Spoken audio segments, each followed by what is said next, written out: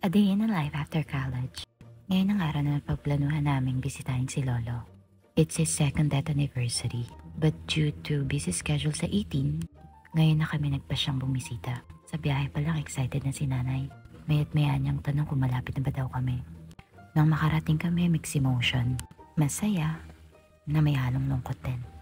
Noong college ako, naalala ko kung ilang beses akong tanungin ni Lolo kung gagraduate na ba daw ako.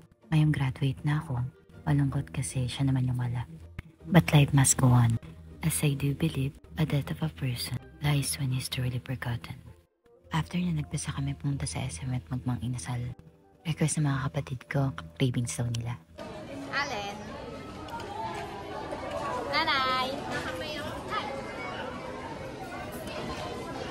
So guys, nabusog na ba? Nabusog ka ba? Yes. Nay, nabusog ka? Wala mo, Nay. Baby. Nabusog ka, Nay? Nabusog ka? Tingnan mo, Chako. Buntis. Ay.